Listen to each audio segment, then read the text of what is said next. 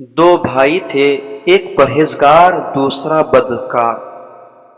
جب بدکار مرنے لگا تو پرہیزگار بھائی نے کہا، دیکھا تجھے میں نے بہت سمجھایا مگر تو اپنے گناہوں سے باز نہ آیا، اب بول تیرا کیا حال ہوگا؟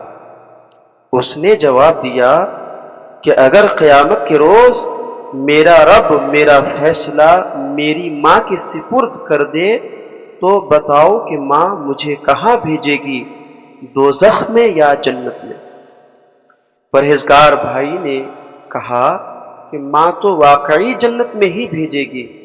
گنہگار نے جواب دیا، میرا رب میری ماں سے بھی زیادہ مہربان ہے، یہ کہا اور انتقال ہو گیا۔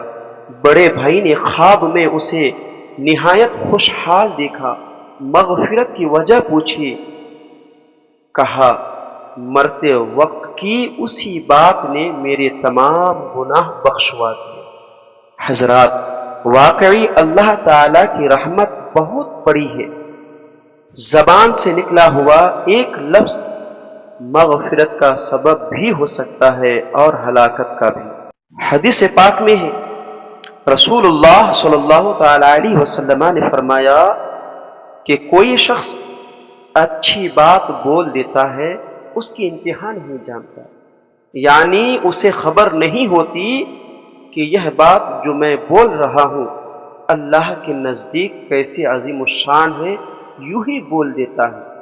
اس کی وجہ سے اس کے لیے اللہ تعالیٰ کی رضا اس دن تک کے لیے لکھی جاتی ہے جب وہ اس سے ملے گا، یعنی اللہ تعالیٰ اس آدمی سے راضی ہو جاتا ہے۔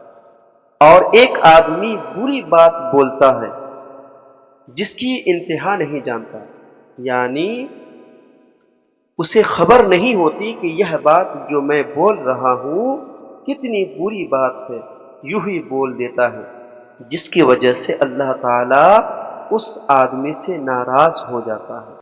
لہذا انسان کو چاہیے کہ بہت سوچ سمجھ کر بات کیا کرے۔ اللہ تعالیٰ ہمیں سوچ سمجھ کر بات کرنے کی توفیق عطا فرمائے، آمین۔